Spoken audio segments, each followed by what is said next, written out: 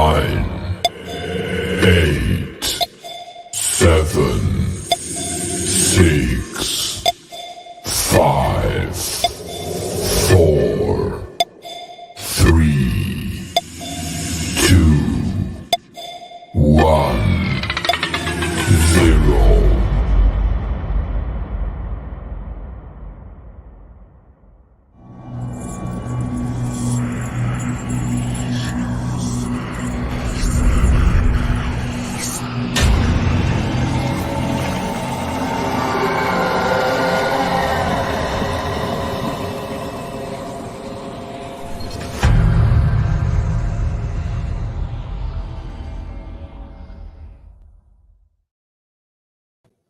Good evening, my friends, and thank you for tuning into the best in paranormal talk radio. This is Darkness Radio Presents Holzer's Ghosts, as we take another deep dive into Season 1, this time Episode 7, Legends and Lies. This is the ghost of Ocean-born Mary. Now, when we first got this show, I was told of just a few places we were going to try to get to. Ocean-born Mary was one of those cases, one that I was fascinated by, and I could not wait to get out and examine. The claims were insane, the story romantic and strange and fun. And then there was Dr. Hans Holzer, who went to visit but didn't necessarily like the vibe of what was going down. We're going to talk about that. This story, as I said, has it all. Pirates and young maidens saved. It was the 1700s, and people would make their way over to America on these large ships, but sometimes they would encounter pirates. And that's what we're going to talk about tonight, Black Bart the pirate. And he had actually found the ship, boarded the ship, and was about to begin pillaging and plundering when he heard a baby cry. And as legend has it, he went and sought out the baby. Brand new, beautiful baby girl about to make her way into America. And for a moment, this pirate had a twinge of common decency. And he said, I'll tell you what, if you name your daughter after my mother, Mary, I'll send you and your people on your way, and nobody will die today. And the family agreed. Sure, we'll name her Mary. The pirate then left his ship, came back with some trinkets, some loose pearls and a couple of plates and mugs that were meant to be Mary's. And as the story goes, this pirate would come to land a few times a year to connect with Mary, who he looked at with a lot of love and adoration. And they grew closer as she grew older, till they developed a different type of relationship, always a strong bond between these two. And then when the pirate finally died, Mary's love for him was unyielding, and she buried him under the hearth of her home, known as Ocean-born Mary's home.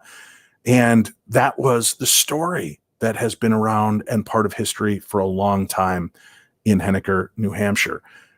Then in, I believe it was 1900s, 1919-ish, a gentleman by the name of Gussie Roy and his mother bought the property, and they were aware of this legendary story, and they began building on it.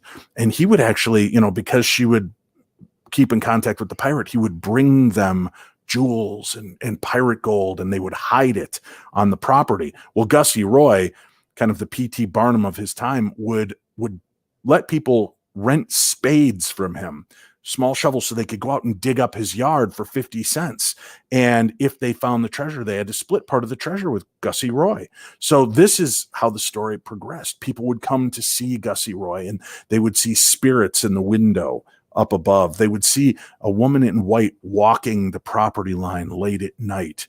And it was a lot of creepy ghost stories. And this carried on to the next family and generation that bought the house as well. And that's where Dr. Hans Holzer gets called. In the 60s, there are all of these claims of the supernatural, and Dr. Holzer goes out to investigate. But there's something amiss. The medium he's brought with is not connecting with the spirit of Ocean-born Mary, Mary Wallace, or with Black Bart the pirate. There are ghosts that are making their presence known, but none of it is lining up with the history that is being told. So when it came to giving the official Hans Holzer stamp, which could put your business over, like the Whaley House being called the most haunted house in America by Dr. Hans Holzer held some weight to it. And people sought that attention.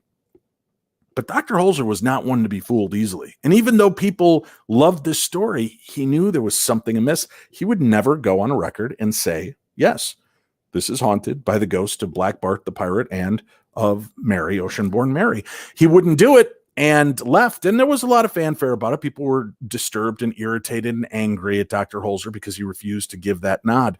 And that's where we come in. This is what was so exciting. 50 some years later, we get the chance to go investigate this home. Now, when Dr. Holzer was first brought in, he would always bring a medium with him, but he didn't. They told him to hold off, and they had a medium. And the medium was telling him information. And again, it all just seemed to be too methodically done. And that's why on one of his subsequent visits, he brought his own medium, and things started to get wonky. They weren't lining up with all the history that had been out there. So it was exciting for our team to get this call. And I know that Gabe Roth worked diligently going through the books and looking up all the information and trying to make this connection for us. I'm going to introduce our guests for this evening. This is, I think, hands down one of our favorite episodes. In many interviews we've gone over, we've talked about this. Joining me, the one and only, ladies and gentlemen, now from the Searchers, and you know him as #Poor Shane, the one and only Shane Pittman. Hello, Shane. How's it going, Dave? Thank you for having me, man. Always a pleasure catching up with you, buddy. The ocean-born Mary house, man. I remember this was exciting for both of us. What was your initial thought when you heard this story and all the weird pieces that were involved in it?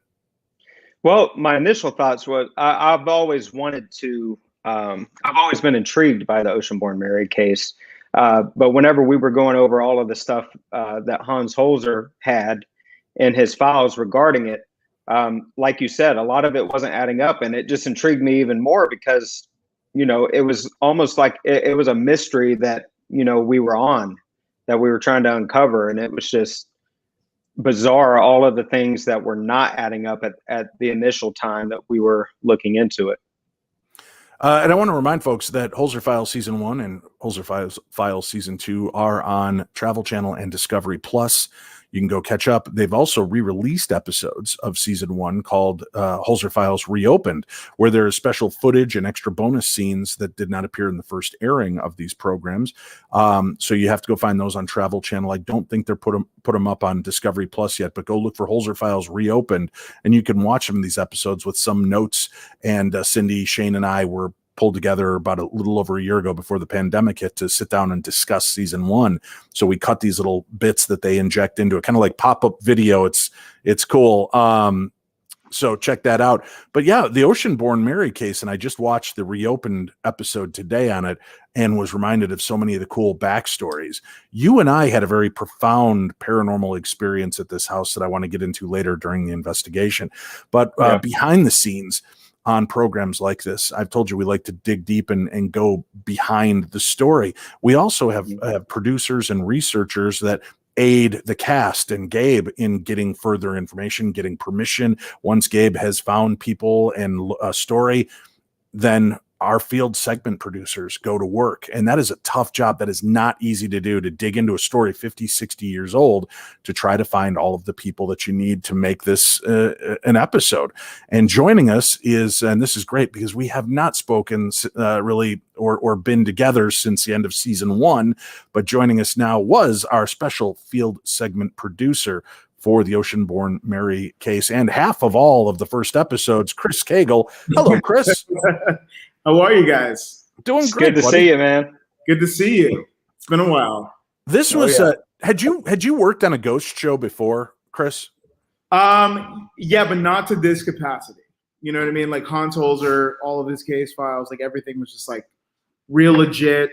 We're digging into histories. We were like looking at files that actually happened, as opposed to like going to somewhere that someone said was haunted. And Hans Holzer, as you guys know, was like one of the pioneers of paranormal investigation in this country, in the world.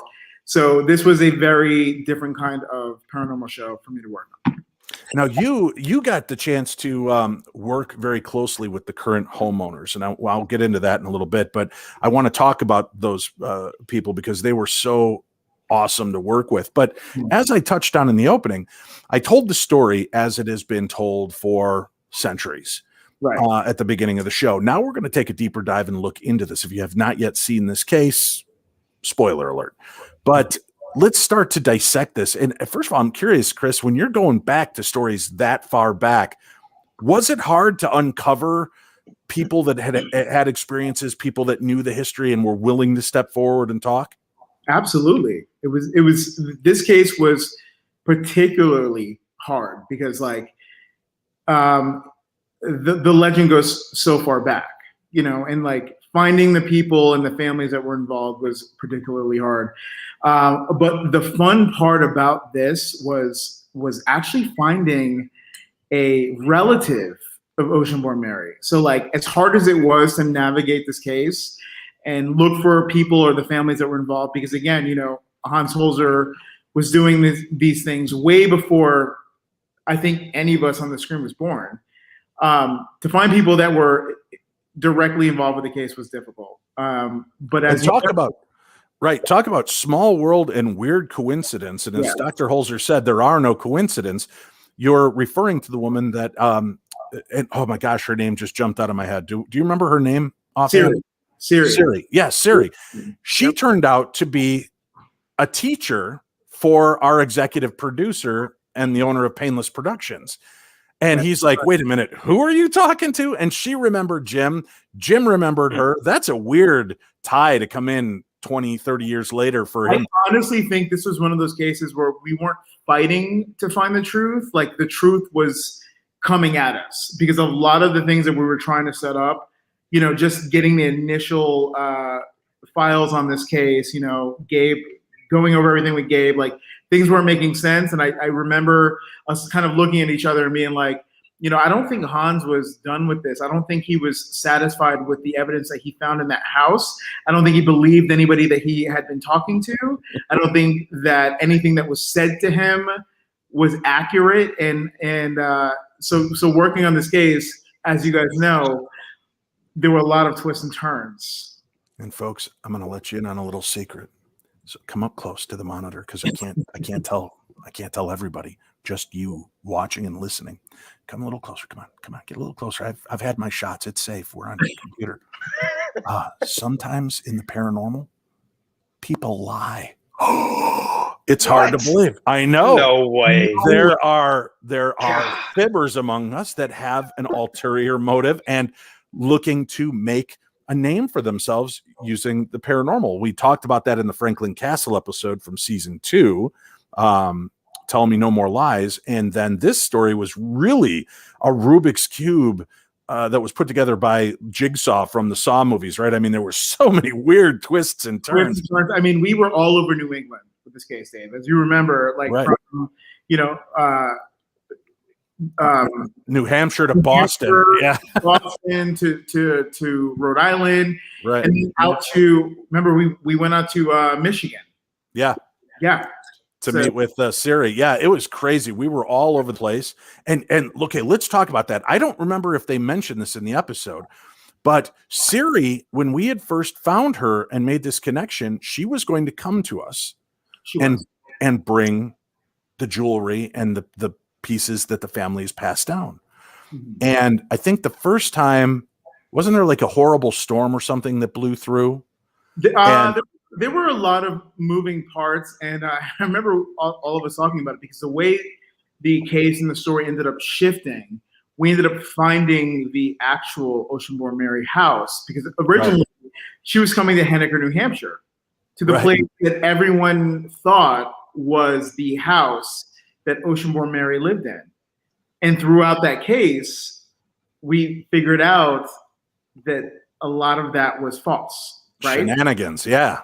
And I think that, I don't know if it was Oceanborn Mary herself or, anybody paranormal involved with the case was guiding us in a different direction.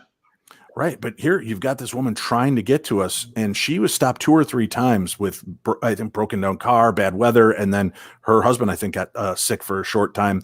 So we ended up going to see Siri and get the items and then go back to visit her to show the reveal. Yep. But as you said, it was a crazy story with, all this belief. And, I know we were set to go out there. Shane and I were psyched to see this house with the mantle where the pirate is supposedly buried underneath. And I remember as we got closer and closer and we get there, there was an artist that owned the house. And they're like, you know what, we really don't want to do this because in kind of looking into the history, I think you guys are barking up the wrong tree. Right. And we're like, well, no, we're not. We've got the story. Look, it's right here in Hans Holzer's book and in every magazine and newspaper article. And she's like, I think you need to do a little bit more digging. Right. And it wasn't his books. But right. listening to the recordings and listening and looking at his files, we saw that he was not 100% convinced of what was happening in that house. Right. So there was the ocean-born Mary house that we spoke about, where Gussie Roy later would charge people to dig up the yard and do all of this. Turns out that was a house connected to ocean-born Mary. It was the house of her son, I want to say William, and William owned the house. She may have visited once or twice, but she never lived in the famed ocean-born Mary house. So this story was propagated and built up by Gussie Roy and his mother. Now, his mother, he would dress her up in this white nightie, and when he would be talking outside the house of ghosts, he'd have her drift past the windows upstairs as people were, and they'd be like, there's somebody up there. And he's like, no, it's impossible. The house is empty. And then he would have... Dudes, I understand we all got to make a living. COVID hit a lot of us hard, right? But I'm not going to send my mom out walking the yard in a white nightgown to try to stir up ghost business. I mean, people have done a lot for less. Yeah, it's true. And this was the 1900s. He's charging 50 cents for like an hour to go dig up his yard for an hour. And he'd also rent you the shovel. So you'd have to pay him to go dig, and you'd have to pay for the shovel, and then whatever you found, you were supposed to split, which was a good deal for old Gussie Roy, because as soon as they'd leave, he'd fill that hole in, pat it back down, and take the next sucker's money. Yep. So it turns out, though, Mary did live in town in Henniker. She lived in another home with her other son, and that she had moved in with him after her husband had passed away. Correct. So, and that was not Black Bart the pirate, just so we're all clear. But that house, if I remember, Chris, didn't that house burn to the ground at one point? That house burned to the ground, yes. So here we are about to film this episode, and I remember you guys are coming to us, and you're like, so the ocean-born Mary house, she never lived in. The house she did live in is gone. Burned to the ground. Right. And we're like, what? And so we're like, well, we're here. Let's just tell the story that we have. And there's still weird twists and turns. Maybe we can uncover something. We sat down and started talking to different historians, and then they dropped the bomb on us. Well, that isn't ocean-born Mary's house. And the one that burned down, the one she lived in her twilight years, is no longer around. But her childhood home that was right here in town was torn down as well.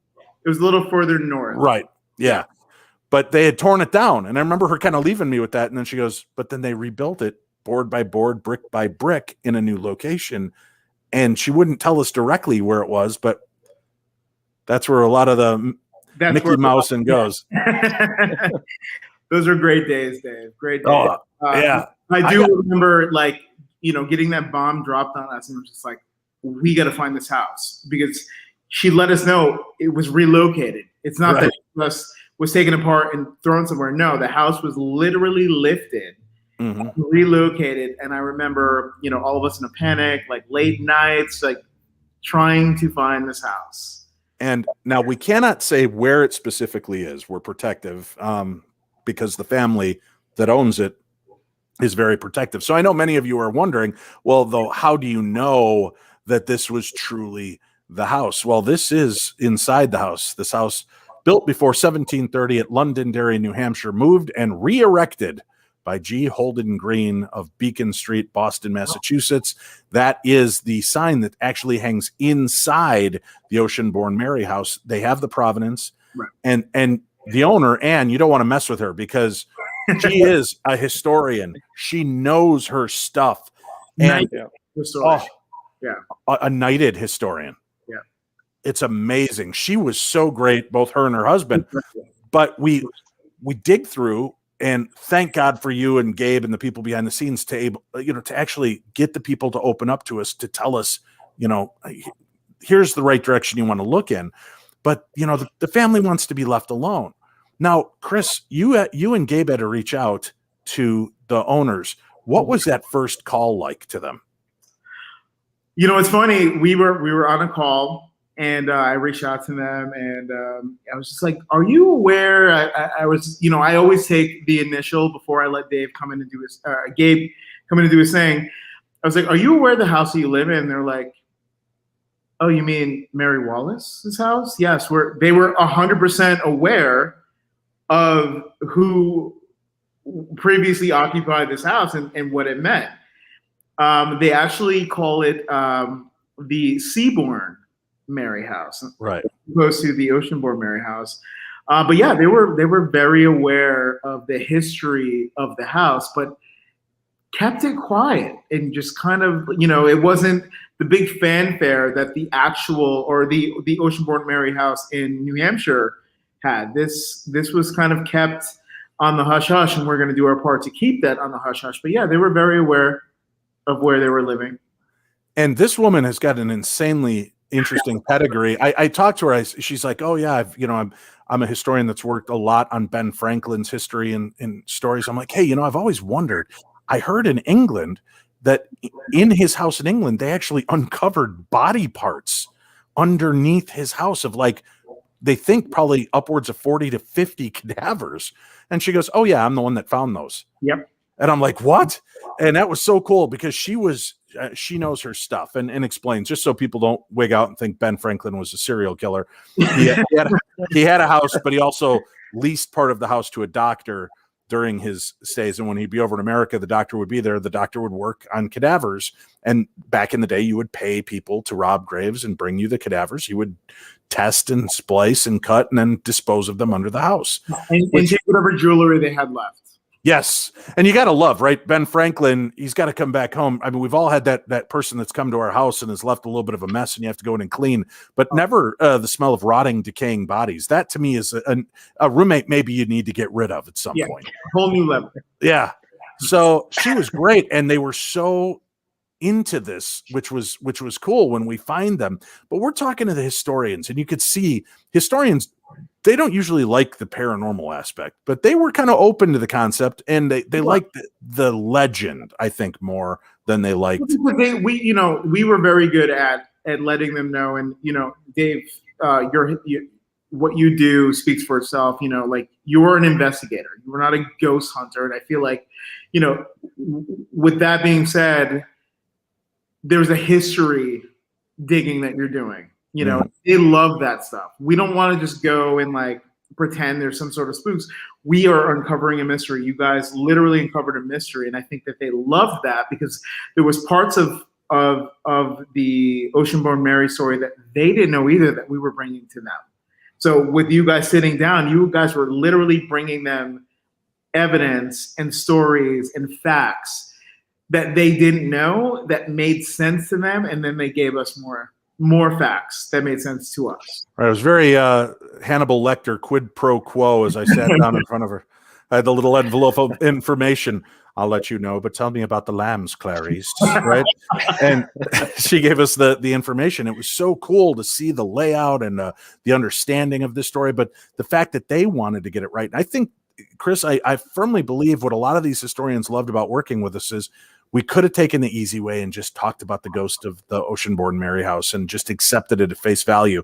But I think in every episode that we filmed, they really liked the fact that we didn't stop with what was known, but we wanted to go dig deeper. Yeah. And try to get it understood and dig for that full story. Would you, and I know you did this work for us on many of the episodes. Did you run into many people who would be less than happy to have us come in? I mean, were there a lot of times? Yeah, absolutely. I mean, even in this particular case, There was a family that lived in the Oceanborn Mary house in Henniker that were anxious to talk to us in 1 minute and then did not want to talk to us after that, Right. I do think that a lot of that was still Oceanborn Mary steering us away from the false narratives.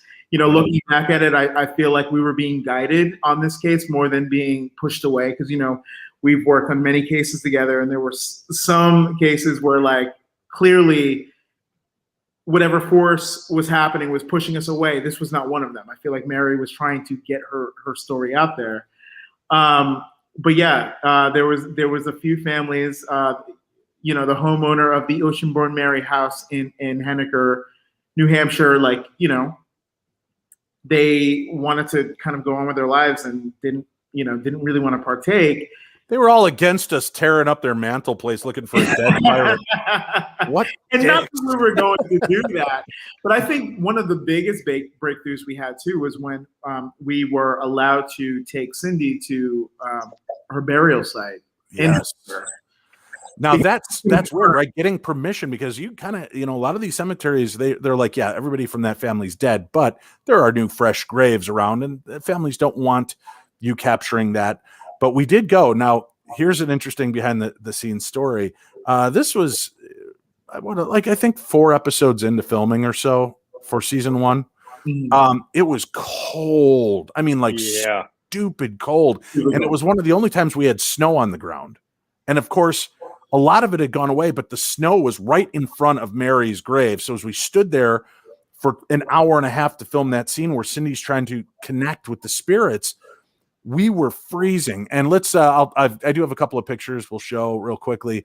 Here is Mary Wallace's grave. Yep, there it is. Memory of the widow Mary Wallace. And that's it. We were right there at Oceanborn Mary's grave. We were. I'm going to give you an idea of how cold it was. I would have to I did not have a hat or earmuffs. So I would have to show his sexy bald head. Yes. So I took my gloves off during breaks and I'd put my hands in my pockets, but I still had a use for my gloves. Hey. Yes. I look like Bullwinkle. Hey, Rocky, watch me pull a ghost out of my head. But I've got my gloves over my ears. That's our showrunner, Rob Safi, in the background of that picture. But it was, was it cold. He looked miserable too. Right. In that picture, he looks miserable because it was so cold. Yeah. So we had just left New York. Yeah. And even just being in New York was a little bit warmer than it was there. So we go about 3 hours north of Rye, New York City. And it was cold.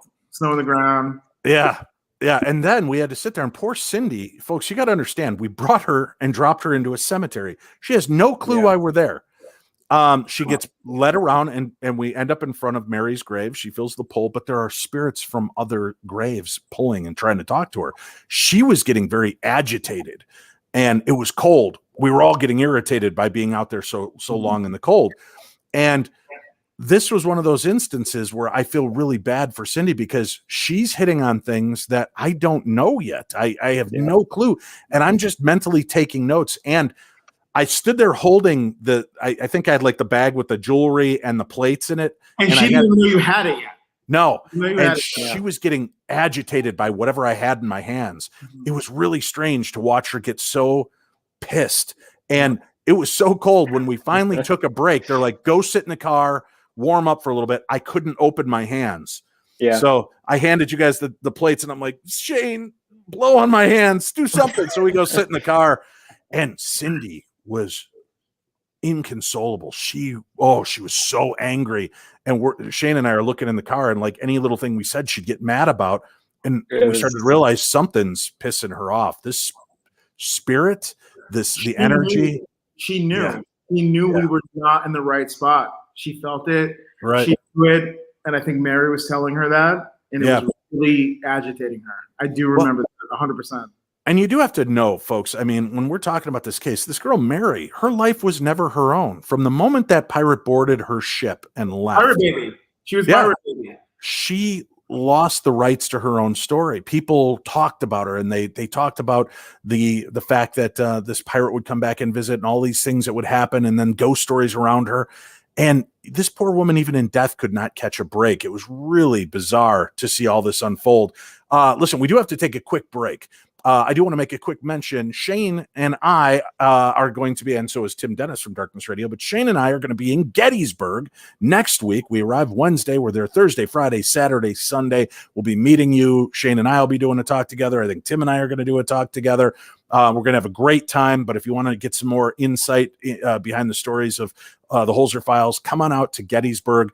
You can get information at Phenom 2020, PHENOM 2020.com. Yes, I know it's 2021, but this was originally booked for last year when the pandemic hit, so it got moved over. But Shane and I will be there. We've got a couple other cool events. Darknessevents.com is the place to go look, and you'll see all the locations that Shane, Cindy, and myself will be visiting throughout the year. And I think I've got 1 to 2 events every month until February of 2022. So there's plenty of opportunity to come on out and meet us. California, Nevada, Michigan, Gettysburg. Those are just some of the ones off the top of my head. So it's going to be a fun year. But go check out darknessevents.com for more information on upcoming events. And if you're near the Gettysburg area or have always wanted to go, this is a perfect time to do it. Go next week and get your tickets now. They're very reasonable for the entire weekend, and you'll have a great time with us. All right, stay tuned. We've got more coming your way. This is Darkness Radio presents Holzer's Ghosts,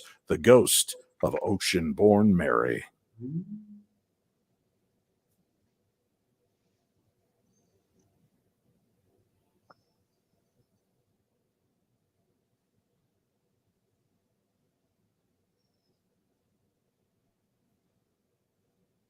Welcome back to the program. Thank you so much for joining us today on Darkness Radio, our special edition of Holzer's Ghosts, as we look at Season 1, Episode 7, Legends and Lies is the name of the episode, The Ghost of Ocean-born Mary. Our guests tonight, of course, from the Holzer files, Shane Pittman, our tech, and our field segment producer, and one of the most important guys on set to make sure everything runs smoothly and we get everybody in that we need. Chris Cagle is with us. Good to see you again, Chris. Now let's dig in a little bit more into this story because, Shane, when we go to do that baseline investigation at the cemetery, it's so cold, but we're connecting.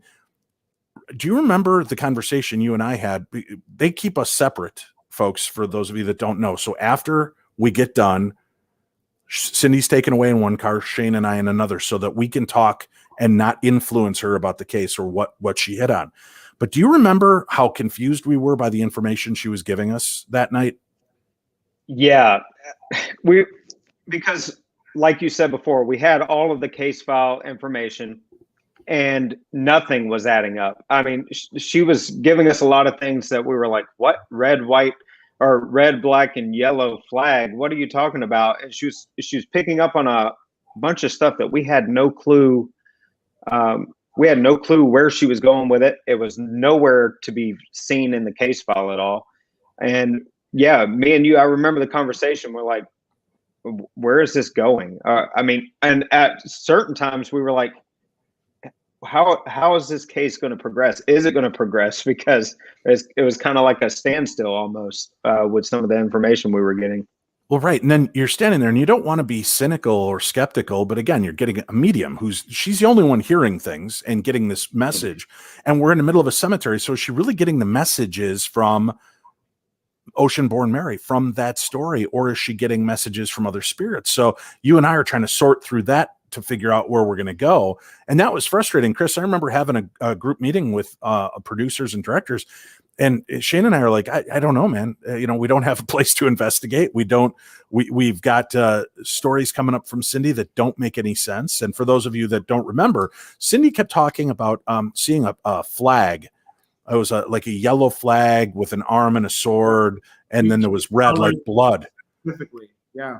And we literally had in our folder the images of Black Bart's pirate flags, and they were black and white, right? They were like the Jolly Roger. They were very basic, and there was nothing colored. But then as we keep digging and ask around, it turns out one of his sailors aboard his ship one of the privateers had created a special flag for when they would board. So they would have their normal flag flying, and then when you knew the shit was about to hit the storm, when up the old flagpole went the red, yellow, and black flag that had the arm with the sword showing you were coming aboard, and there was I think a red like hourglass telling you your time was limited. Yeah. And it turns out that this guy, Cindy has no freaking way to know this. She looks, we find this. There's this artist. We're like, well, that's not the pirate, and then it turns out, no, it's not, but it's one of the pirates that worked under Black Bart.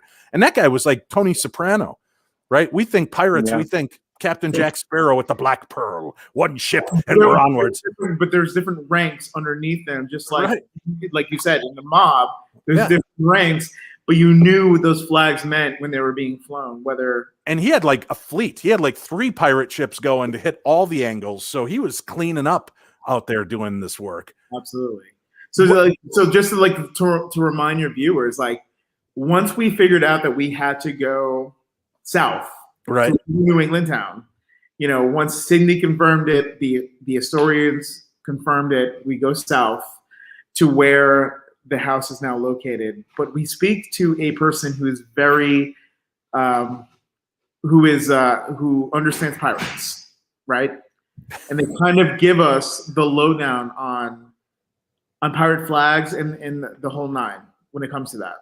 Right. And yeah, to get that information in history and then uncover that, boom, we've really got it. We've got the flag. She's dead on. Those are the moments that Shane and I would just sit back and scratch our heads and we'd be like, how the hell could she get this kind of information? Producers couldn't find it. Nobody could find it. Cindy clued in on it, knew what it was. This pirate expert and came on to chat with us about it. And I'm still disappointed nobody talked to us in pirate language at all, though, Chris. What kind of producer are you that not one person's like, are you ready, kids?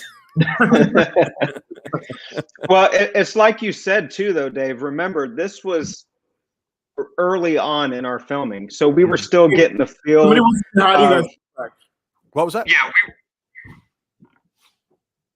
Hey, Tucker, what's up, buddy?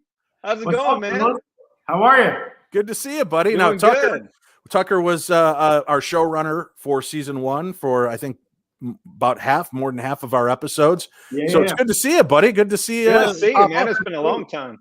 You guys too. Awesome. Chris told me he was doing it. I had to stop in and say hi. Oh, I appreciate that, cool. Man. Congratulations. What are you working on? Tell people. I mean, right now I have about 3 shows in production, and we're doing a lot of commercial and big brand work. So nice. Do you have any memory? Well, we've got you because I know you were our showrunner and director on this one. Real quick, do you have any memory from the Oceanborn Mary house and any of the weirdness? Yeah.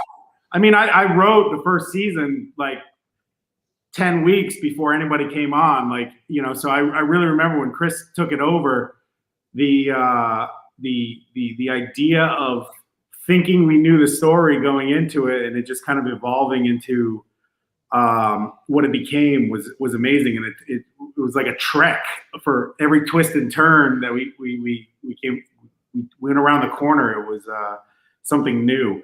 And where we ended up, we can't say the location, right? We can't say the location, but yeah. But I remember where we ended up in the history in that place. You could feel it walking in. I mean, there was the floorboards that was built in the 1600s were this wide, and you can't find boards that wide. There's no old growth forest anymore. So right, you knew the place was legit just walking in from a historical standpoint, never mind the shroud of the story behind it. So I do remember it, and I do remember it was probably one of the best, most story-driven. I love the fact that Holzer went to the wrong house. Yeah. I love it. That was a really cool thing, and that was the purpose, I think, of the Holzer files, of reopening his files and reinvestigating to find closure in and it wasn't a mistake that he made; it was what he was told. Right. And the technology he had at that point. Yeah, and he had a hunch about it, right? And I think I don't know if it was this case, but he said something about charlatans. Maybe it was a different case, but the it was this one. Yeah, it was. Yeah. So, and we all know who he's referring to. However, but he had a hunch about it the whole time, and we were able to carry out, kind of enclose not close the case, but just reinvigorate the case and add more layers to it. But I think we did close it for like him, his legacy, his family, because he was misled. Right. And he never was able to finish it out, and we did. Yeah. And I think we closed it for Mary too, telling her story in the way that she wanted it told. And we obviously closed it for Ann and her husband when we burned the place to the ground before we left town. So I said they didn't want to be bothered again. I made sure of it. Filet mignon. Well, Tucker, it was great seeing you. Thanks for popping in, man. Good seeing you, man. Yeah, great seeing you guys too. We'll see you. All right, take care. I'm gonna say hi. That's awesome. Look at that. Chris Cagle, the man in power. Oh, by the way, I have Hans Holzer here too, Dave. Let me bring him in. No, that's awesome, man.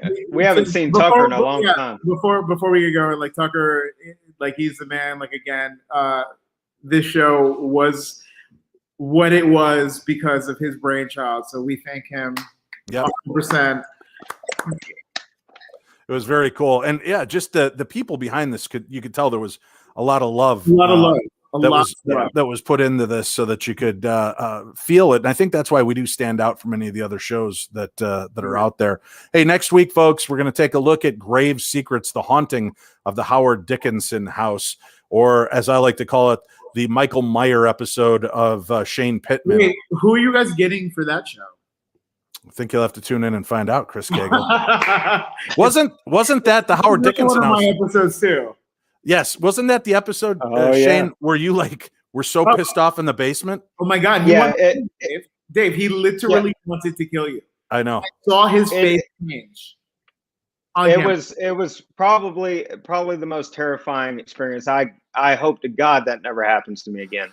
Well, tune in next week. We'll talk about that one then, folks. Story that was. Yeah, guys, tune in next week. I won't be on it. But I guarantee you definitely want to hear these two takes on behind the scenes. Yeah, that's good. That scene, I remember watching that scene, and I'll cover it real quick. When Shane's in the basement, getting more and more agitated, and all of a sudden he just stops and walks up and looks into the camera, and you just see he's gone. And then they cut to me talking. I'm like, hey, what's your name? Who's your daddy? And then all of a sudden the door comes shutting, and he's gone. Yeah, we had to stop production for a minute to let Shane collect himself. Yeah, he looked like he was and then standing in that doorway behind me like he was about to kill me. Yeah, that was freaky. He admitted it to you. That was the funny thing. I'm literally on my mic and I can hear him. And he's, I don't know what it is. He's like, I just want to punch Dave in the face right now. And we're like, oh no. And a little behind the scenes, real quick. I do remember this very vaguely. Is his stomach, he must have been a little bit hungry, and his stomach was making noises, and I was like, God, even his stomach growling is pissing me off. Like I remember it just everything was irritating. Those last few episodes that we shot definitely took a toll on you. I do remember that. And going to Barnstable, and I remember that taking a toll on you too. Yeah. So, you guys can put those episodes out there when you're ready. After tonight, we only have 3 more weeks. Yeah. After tonight, only 3 more episodes to discuss. But I do want to tell people that next week we will not have a Holzer's Ghost because we will be in Gettysburg, and we won't be able to do the show because we're going to be there performing and hanging out. The following week, we're going to do a special edition of Holzer's Ghosts, a case that did not make it on the show. We're going to talk about the ghost of Bishop Pike. We're going to talk about the psychic world and ghost of Bishop Pike. Chris Cagle. Oh, I know. Another one of my episodes that was crazy. And maybe we can talk to you or pick your brain, or even if you're available to pop on for a few minutes. I think it's like June. You let me know. Yeah, you let me know. I've got lots of things. Mark Anthony's going to be on with me to talk about the case. He's studied it. He knows the ins and outs of Bishop Pike's story, which is weird, a very weird story. So we're going to talk about that. Again, Dave, if you want to call me so we can talk. Oh yeah. Well, let's get back. We're talking Oceanborn Mary. Yeah, we're talking tonight about Oceanborn Mary. You can see the passion, folks, in what we do with these series. We love them, and each story, each one. That's why when people tell me what's your favorite, Oceanborn Mary is one of my favorites. Whaley is one of my favorites in season 1, but it's hard to pick specifics because each episode brought something unique with it. Yeah. Absolutely. Now, going back to this episode, we get in, we talk to everybody, the historians, everybody wants us to find the truth. And what was really powerful to me is the fact that this house had been relatively quiet. They could sense an energy. Anne and her husband would talk about, they could sense that they weren't alone, but there was never any mischievous nonsense until they gave you permission to allow us into the home. And then the 3 days leading up to it, mayhem. Yeah, they came in. All the light bulbs are out of their sockets on the floor. Birds are flying into their window panes. Now, let's talk about that. Stopped working.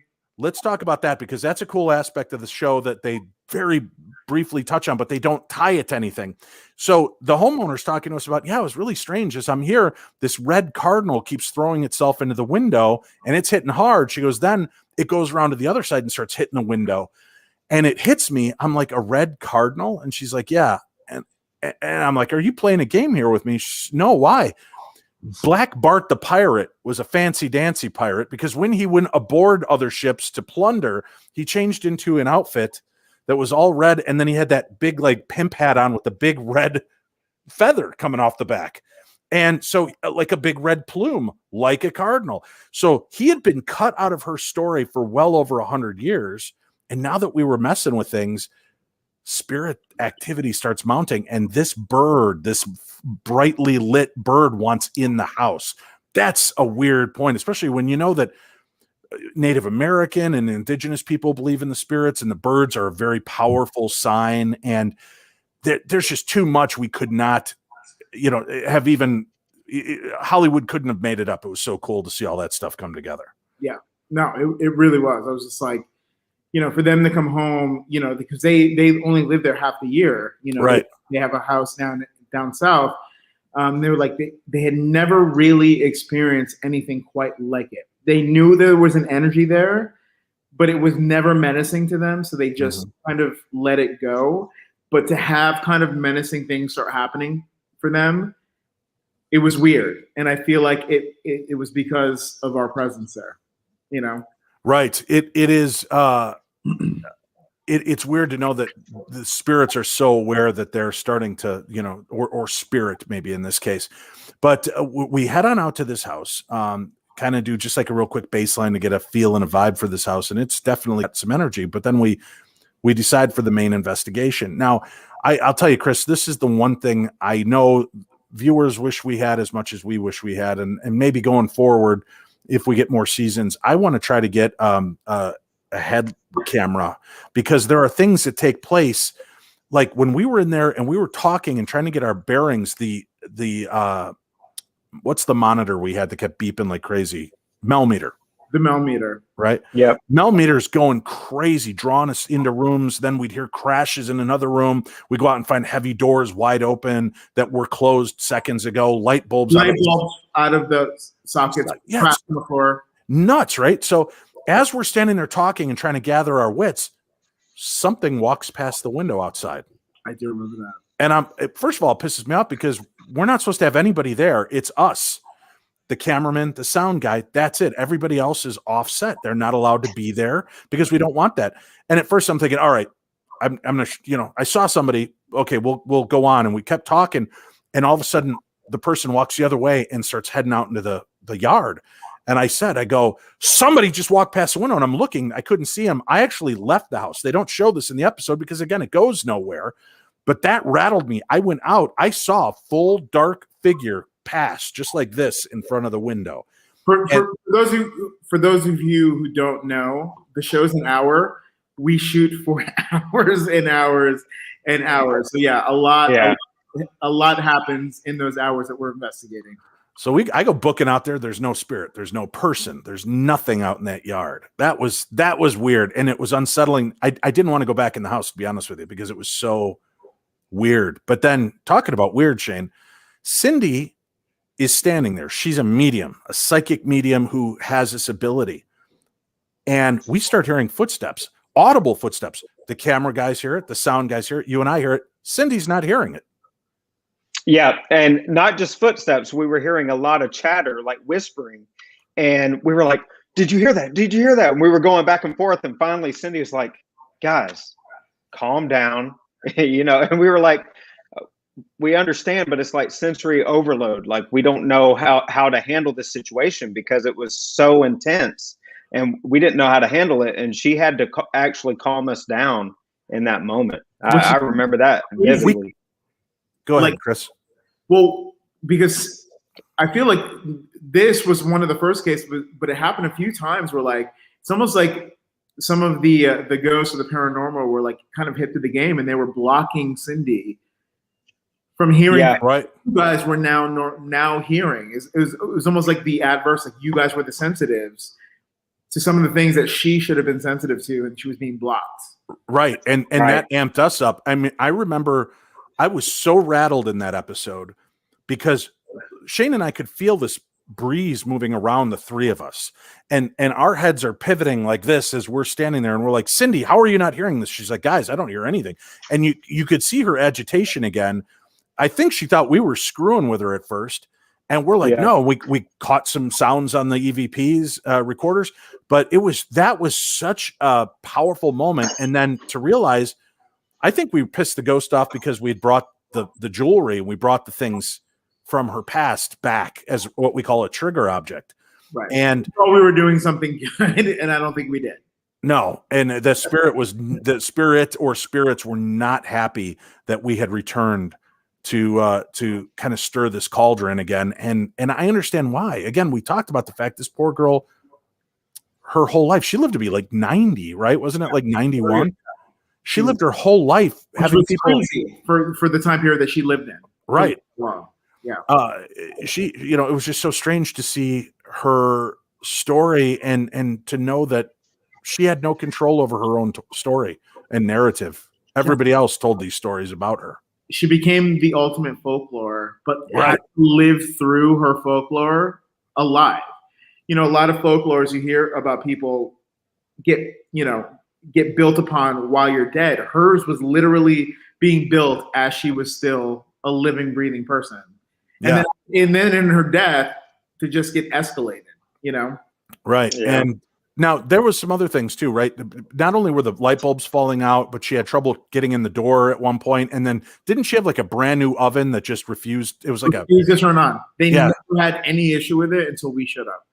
yeah. So things were shutting down, and then everything went back to normal when we left. But we got to talk about what an amazing couple these people were. And I'm so bad with names. Anne, I remember Anne and her husband. Yep. And Her husband wanted nothing to do with being on screen, but he was there watching everything. And listen, we all need this kind of love in our life. There they are in the house. They wanted to pose for a picture and hang out and get to talk. Amazing. Her husband would come over, and as she would get done filming a scene, he'd come over and he goes, "That's my Annie. Isn't she great, fellas?" And he'd give her a big hug and a kiss, and he'd be like, "Gosh, that was swell, honey. You sure did know that story backwards and forwards." It was so funny to see the energy. And there was even times she was like, right? She kind of rolled her eyes because he was like this hyperkinetic little he was puppy. more into it than she was. However, yeah. she definitely had the experiences, and Yes. very, very happy she was willing to talk about it on camera. So Yeah. But they were a great couple. To uncover stories where the spirits are telling us, this story is filled with lies. We get that EVP, is there's something you want us to tell the family about these items? It's a lie. This whole false narrative. Yeah. She said that in your EVP. I still remember. Lies. And, that's kind of heartbreaking. Now, Shane, I mean, to have gone through that rush of you and I kind of being the sensitives in that moment, and then we capture EVP, and you could hear the torment in this voice when she just is like, I just want the lies to stop. I just want it to all go away. How did that impact you? Yeah, well, whenever I was listening to it, it's heartbreaking, like you said. I mean, like Chris was talking about, she lived her whole life under all of that folklore and those lies. And for us to be able to bring truth to the table, I mean, I think it was rewarding, but at the same time, it was heartbreaking because you could hear that pain. And how about this? Here was another really weird instance. Do you remember the fog rolling in? Yes, I was actually going to say that. That was nuts. It was creepy, but it was also comforting in the same way. You remember getting was like almost a comforting feeling, even though it looked eerie. You know, it was the middle of January, I think, you know, but it was like a weird warm fog that just kind of rolled in and blanketed this whole ocean town. Right. Right? And it was thick, and it was just, and when it started, right, I mean, it's still bright and sunny out now. All of a sudden, it just starts getting gray, and you just see these fog rolls coming in, and you're like, what the hell? It made you feel cut off from everything. And look, it's like every good horror movie, right? You got that weird smoke and fog, and you know the shit's about to hit the fan. Right.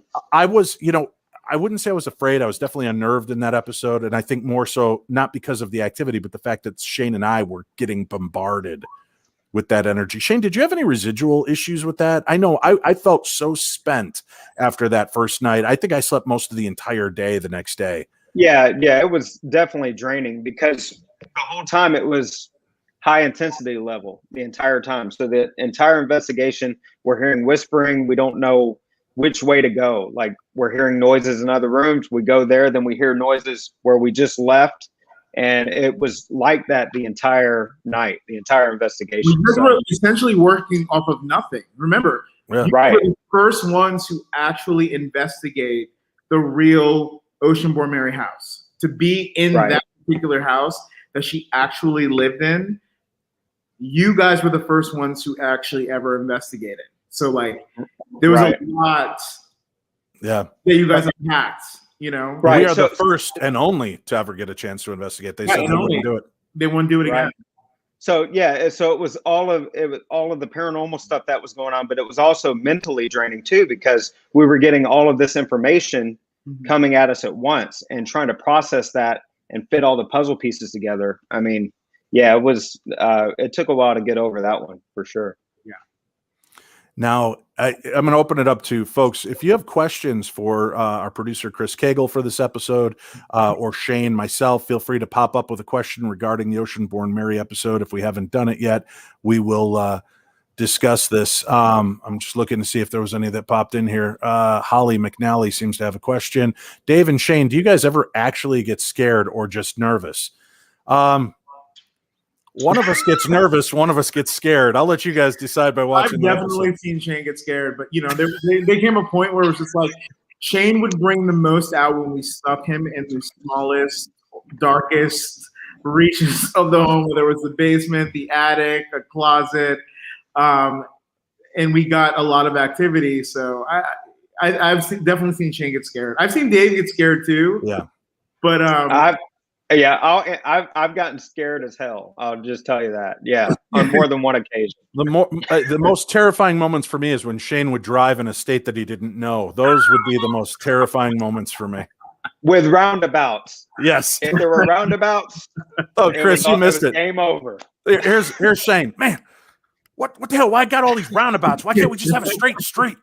This drive me crazy. And he'd get all so pissed off. And then the poor guy, for one of those films, he decides he's going to drive into Boston for the day. He gets like 2 miles out of Boston. He's like, screw this. The traffic's tough. And he turns around and drives 90 minutes back the other way again. Right? Yeah.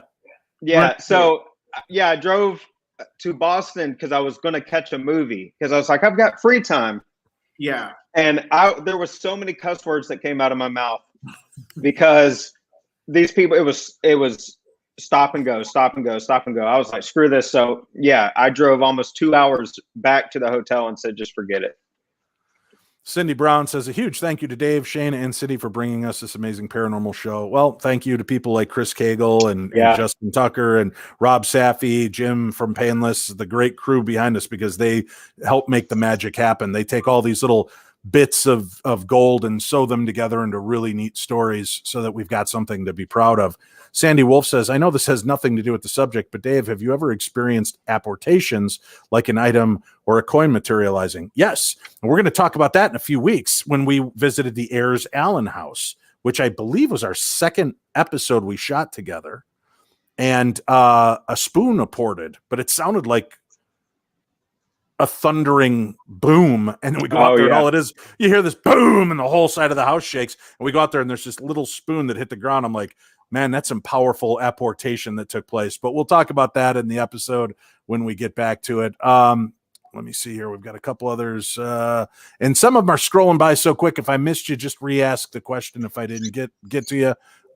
Here we go. Dave, how do you reconcile what you know now with Lorraine Warren's story the first time she appeared on Darkness Radio? With what case, Maria? I'm not sure. I don't think the Warrens had. Oh, did they? Do you remember if the Warrens had a tie to this case, Chris? They had been to Oceanborn Mary's house in. They had been to the supposed Oceanborn Mary house in Henniker. Okay. They're kind of the reason why it was a roadside attraction. But gotcha. Yeah. And to be honest with you, Maria, if it was one of my first times I've visited with Lorraine, that was 15 years ago, and I really don't remember many of the ghost stories. I was just so enamored with chatting with her, and we went more actually into her love story with her and Ed than we did much of the paranormal. But I don't remember her mentioning the Oceanborn Mary house. But it's interesting, people get things wrong, and I don't blame Ed and Lorraine. Lorraine still picked up on energy there. She picked up on things, and she just energy there. Yeah, she just misinterpreted. I mean, that house in Henniker, New Hampshire is very old and has a storied history to it. It just isn't the history that people attribute to it. Right. So let me see what else is going. Gene says, my favorite was the one of the first shows with Shane in the basement. That limits it down to about 3/4 of all of our episodes. Poor Shane. # poor Shane. I love it. Oh, stop. Poor Shane. Shane, you would have loved it last week. So when we were out at Mansfield Reformatory, and I'll get this on here. I was out at Mansfield Reformatory this last weekend doing an event, and I had this woman come up, and she was so excited. She loves the Holzer Files. She comes up, she gives me a big hug. She's like, "You're my favorite, John." And I knew that you'd enjoy that. And then she came to my talk and apologized for calling me John. She knew my name was Dave. But it was just so funny. And then I'm like, yeah, we're doing this. And it's tough because sometimes I'm looking for sympathy, or I'm trying to, how about the # poor Dave? I go, I had to wear, what did I wear in every episode? And everybody just gives me this blank stare. And the one guy goes, well, you always wore like that beanie hat, right? I'm like, I look every day, I go, did you fuckers even watch this show?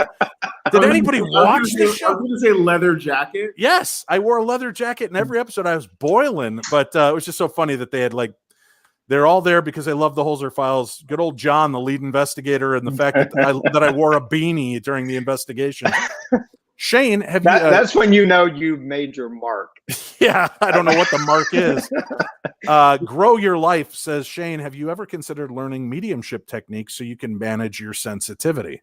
Oh, I didn't until Cindy said that I should. So, because I was just thinking, oh, I'm skittish and I'm scared, and she was saying, hey, you have some sensitivity to this stuff. You need to try to harness it a little bit more. I think I remember that conversation happening for you. Yep. Because you were there came a point where you were literally tapping into some stuff you weren't even aware of, even movements and. Right. And I didn't know how to process it, and still don't a lot of ways. But yeah, I didn't even entertain that idea until she said something about it. And Cindy has continually told me that I'm insensitive, so it makes sense. Wow. Does it affect the crew during the investigation? I don't know if Susan Detman, if you mean like our camera guys and everything, but yes, we've our camera guys hear things running up behind them. The sound guys are affected because they'll hear things coming through their microphone or through their sound systems, and they don't know where it's coming from or what's happening. And a lot of times those guys, the sound guys, have got the shittiest job, right? They've got to be like cramped in the corner of a room or like in a closet not to bother us, and they're not the ones rapping or knocking because we know where they are at all times, but they've got to be there to record our voices so they can hear us. But sometimes these poor guys are all alone in a little room while we're doing it, and they're hearing footsteps come up behind them. Mm-hmm. Did any of the locations freak you out from season 1, Chris, being a producer and going in and having to kind of be the first boots on the ground to go into these houses and make sure everything was okay? Yeah. Yeah, I mean, I slept at Oceanborn Mary house with the Keers one night, and it was a little creepy. I was with you, even though I wasn't the lead producer. I was with you guys when we did the first episode at the Whaley house, and I remember having a very vivid dream about the place before I'd ever even gone there. So it creeped me out that I knew like where pictures were. And then Lambert Castle was definitely Yeah. the one for me. Yeah, we just talked about that last week. We had April and Barbara David on. Oh, awesome. Yeah, it was a fun episode to talk about. Lori Torres, she asks Dave, where would you like to investigate that you have not been yet? I would really like to investigate Kate Beckinsale's house. I don't know if it's haunted, but I'd really like to investigate it. Is that I don't know. Where would I like to investigate? I've had amazing cases in Europe, Dave, and I'm always hoping for the Holzer files to extend and go to some of his prolific cases over there. So for you guys. I would like the White House. That would be my one place above all. I'd love to get a chance to investigate the Lincoln bedroom. I would be worried for Cindy or any medium to go in there, to be honest. Really? I would. Wow. Yeah. Well, I guess so. There's probably a lot of history there, a lot of dark stuff. So, Shane, any place you'd like to go that we haven't been yet? Well, it's not Holzer related, I don't believe, but the catacombs, Paris catacombs. I think I'd love to. That's an amazing place. That out. Yeah, I've never been. We saw shadows moving around down there while we did a tour 2 years ago. There's tons of bodies there. Yeah. Gina LG says, what's your favorite tool to use during an investigation? Anyone in particular? Shane is my favorite tool. I love sending him down to the basement or the attic, and I can pretty much love the Mel meter. Yeah, I'm pretty much sure I can avoid him the bad stuff for a while at least. But I like my audio recorders. That's my main thing. What about you, Shane? What's your favorite tool? I'd have to say digital recorder. I've caught some amazing EVPs from that simple piece of equipment, and that will blow your mind whenever you hear voices that there's nobody else in the room but you and whoever else you're with. Me and you, Dave, hearing a woman's voice on a recorder, or whenever we were on locations and catching some things on your recorder that we knew nobody else was around. I mean, that's got to be one of my favorites. Like the laugh when we first got the DR60. Yep. You want me to play that real quick? Do it. Somebody in the comments said, new T-shirt, Shane's a tool. I don't think so, buddy. You could buy them on Dave's website. I don't think so. So here's the deal. This was cool for season 2, Chris. We got the long-awaited arrival of a Panasonic DR60, which is kind of the holy grail of recorders. And I got it, and it was sent to my hotel. And I broke it out of the package. I'd read all the information about it, all the cynics and what they believe made it happen. So I wanted to test it just to see, does it sound mechanical? Does it sound like radio frequency? What is it? And I record, and I stupidly erased the first recording, but I said something and it responded. And I called Shane. I'm like, get down to my room. And he came down to my room, and I played it for me. He's like, get out of here. I want do it again. I want to watch. So I'm like, okay. So I start running an EVP. And let me see if I can turn up the volume on this. I'll play it twice. I apologize for the kind of Mickey Mouse way I'm doing this, but you hear me ask if it knows who I am or asks my name, and the response pretty much tells you how my entire life goes. Here's the thing. If you're still with me, can you say my name? Can you say Dave? Yeah. So I say, can you say my name? Say Dave, and it starts laughing at me. Like, bitch, who am I? Say my name. Listen, Beyonce, you're in the wrong place if that's what you want, right? So and then we caught afterwards it saying, "Hi, John." Yeah. Shane, I also remember how emotional you got when we were in Barnstable, and you heard the voice of that little girl in the basement. There's no one hear me. There's no one hear me. Yeah, that's something that will stick with me forever. I remember. I'll never forget that. And that's when I knew. I was just like, I know you're the tech guy, but I know that you have some mediumship qualities, if that makes sense. Yeah, and it was one of the that was a defining moment for me, to where I knew this is why I do what I do. No doubt about it. This is why. Is that moment, and it changed my life in a lot of ways, for sure. Cherie Bridges says, Shane, would you say the Mel meter is one of the better pieces of equipment to use? Yeah, I like the millimeter a lot. You can, get temperature readings. It also has its own radiating electromagnetic field. So that antenna that you see, if something passes over it or close to it, it goes off and lets you know. I think it's a really good piece of equipment, especially if you're not in a particular room and you want to set it in there and walk somewhere else. So if something interferes with it, it's going to beep and let you know. You can run back in there and find out what's going on, and it gives you all the readings for it too. So yeah, I think it's pretty good equipment. The only one problem I have with it is the beeping does get annoying, and that's got to be horrible for audio and editing, but it's so powerful when you see it going off. But when we're standing a foot away from each other and I'm like, what? Beep, beep, beep, beep, beep. Did it go off? Beep, beep, beep, beep. What? Right? You can't hear what's going on. That is kind of the annoyance of it. That's why you don't see it in every episode, because the directors are like, yeah, it's great when we get some activity on it, but then it's so loud. We can't, so it's just a lot to work around. Cindy Brown asks, how long does it take to normally recover from an investigation? And I think it depends. It took me a couple days after getting knocked on my ass at Whaley to really kind of shake the funk I was in. And some of them I'm fine the next morning. Some of them, like this one, wore me and Shane out. There was so much chaotic energy going on around us. Like this spirit wanted the truth told and was willing to scare us a little bit to get our attention. And so that's kind of the way it went for me. Oh, I think we lost Chris. And just, the investigation at Port Clyde, that gave you a lasting effect, right? So you still have a scar from that case, right? Right. Yeah, I did. My back is still showing the big wound. Just checking to see if he's popping back in. If we did, Chris Cagle, thank you so much for joining us tonight and being a part of the show. I know. Oh, there we go. I think he's coming back in now. Chris. Sorry about that, guys. The spirits are speaking. I thought maybe they knocked you offline. Yeah. They're like, shut up. You've said too much. We'll let you go in a few seconds. I know you've got more stuff to do. Let me see a couple other quick questions here. Veronica Gomez, now that the true story is out about Oceanborn Mary, has the activity at the locations changed in any way? You kept in touch with the family that owned it. Did they have any more?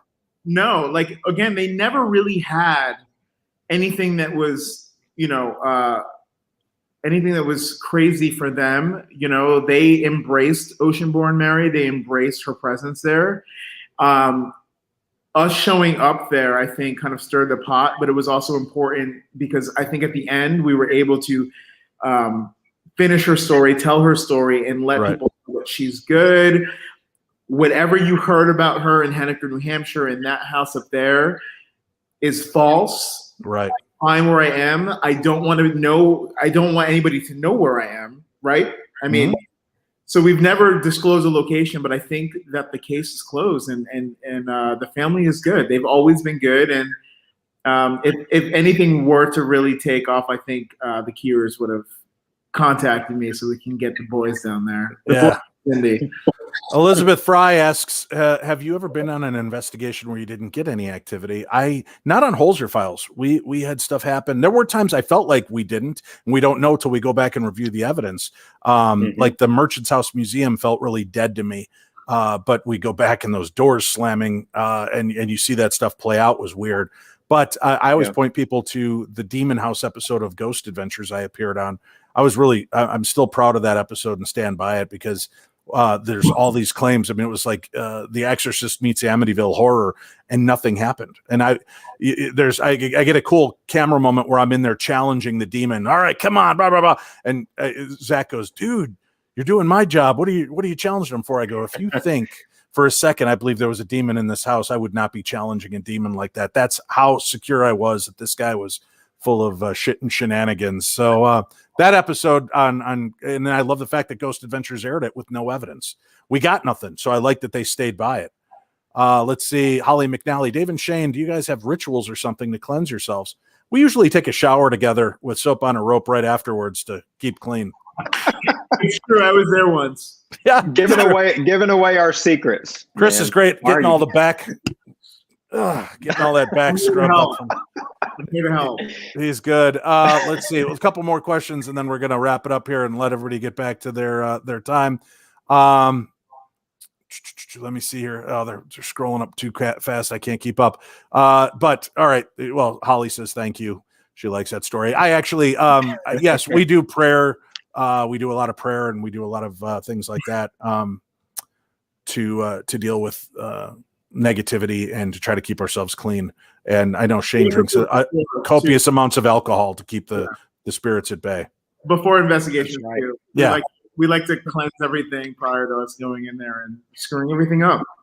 And then this is an important question for season 3. Dave and Shane, are you guys going to wear matching kimonos in season 3? Of course. Yes. Cindy Of shouldn't course. get all of the fashion sense on the show. That's what I think. Right. That's right. I want to feel. Cindy looks great. She does. Kelly's Unexplained asks, are we excited for Texas Paracon? Yes. I'm looking forward to doing that. Again, for people that are interested in seeing Shane and I, and Shane, Cindy, and I at a few events this year, go check out darknessevents.com. That's darknessevents.com. And you get the update. So Oceanborn Mary, I would say in this one, my takeaway from this episode was the fact that it's really being truthful of what we tell people, what we want people to know. Not embellishing. We all have a habit of embellishing things a little bit, but everybody that adds a little bit of that paint on top of it ends up getting farther and farther away from the truth. And if we just take a look at these things and stick with the facts as they're known, like Dr. Holzer would, we get to uncover the truth. And that's what really, I think, helps these souls to settle, is for once, you know, we put it out there. We gave the right answer. So hopefully Mary and Black Bart, the pirate, and Anne and her husband will have some peace, and everybody can just kind of go back to their world. But now you're aware, if you go to Henniker, New Hampshire, maybe don't spend the money to tour Oceanborn Mary's house if it's ever opened up as an attraction, because you're not going to find a pirate's ghost, and you're not going to find Mary Wallace. She's happy living in her old home, and I think that's where she's going to be. Shane, what's your takeaway on this episode? My takeaway is just letting me know personally how important research is. I think digging deeper and doing your research and actually studying up, especially if you're doing this, you're wanting to make more out of it. You're wanting to be serious about this field. I think from this case, it just shows how important the research aspect of it truly is. And Chris, thank you again for joining us. Out of all the episodes that you produced in season 1, what was your favorite episode? The episode that we're actually talking about right now. I mean, they were all my favorite episodes for very different reasons, because they were all very different. But Oceanborn Mary, again, it had so many twists and turns, and it kept me and the rest of our team on our feet, even out in the field, while we're shooting it. We unlocked the mystery. So that's what I really love about this case, was that I feel like there was a very definitive ending. We unlocked the mystery that Hans was not able to figure out. And because of, whatever was happening with the families back then, he never really revisited. So we actually revisited it and figured out the mystery of Oceanborn Mary. Very good, and thank you for your hand in that. We'll talk, because I'm going to need some help on the next 2 episodes, getting some interesting guests on here, and I'd love to have you come back in. Listen to the best in paranormal talk radio, Darkness Radio, every week. You can find us here on Thursday nights for this live, but check any one of your podcast devices. You'll be able to find the show. Just look up Darkness Radio. You'll see Scully appear on the profile image, so you can make sure that that's the right thing. We'll be back next week talking about Grave Secrets, the haunting of the Howard Dickinson house. So make sure you go watch season 1, episode 8 before next week. And you can come see Shane and I at many different live events this year. For more info, visit darknessevents.com. If you'd like more information on Shane, or to get some official hashtag Poor Shane merchandise, or to keep up with his work on The Searchers, they can go check out official Shane Pittman.com. Chris, what are you working on now? Or can you talk about it, or is it all super secret? I have a podcast. It's not paranormal, but you can check us out at tastefullyinappropriatepodcast.com, where you can get your late night entertainment. Check any one of our podcasts out at Forward Television, and then we still keep doing our thing. So it was definitely a pleasure to reconnect with you guys, because we'll never know if we cross paths again. I love the paranormal. I love the paranormal community. And I want you guys to continue to do the great work that you guys do. Thank you. It's been a pleasure. Thank you so much. Absolutely. Yeah, we miss you, man. We miss you a lot. I miss you. I'm always happy when I see text messages from you guys. So thank you. It's been my pleasure. Except for the dick pic, Shane. Knock it off. Both of us are getting tired of it. All right. Hey, there's no promises. Man. I solicited it. It's fine. I don't know if I can quit that. All right. Well, give our love to Justin Tucker, and to all of you, thank you again for watching the Holzer Files and being so adamant about your love and adoration for the show. Remember, you can keep checking on Thursday nights. We'll be back here next week. We're off because we're in Gettysburg. The week after, we're going to do a very special Holzer's Ghosts, the haunting and psychic world of Bishop Pike. Will be that episode. In a few weeks, we'll be back again with we've got the episode of the Howard Dickinson house coming up. We've got the Ayers Allen house, and we've got the Barnstable house. So those are our last 3 episodes from season 1. If you've missed any of these retrospects, you can go to my YouTube channel, Darkness Radio YouTube channel, and every episode of season 1 and season 2 is up that we've recorded. We did everything from season 2, and we're back into season 1. We've only got 3 episodes after tonight. So that's the way to catch up on everything that we're doing and keep up with what's going on. Cindy, we miss you, and we wish you a lot of luck in Turkey, and I hope you're safe out there. We'll talk to everybody else again soon. Thank you for tuning in to the best in paranormal talk radio. For Shane Pittman, Chris Cagle, and Tim Dennis, I'm Dave Schrader, and this is Darkness Radio. Bye, guys.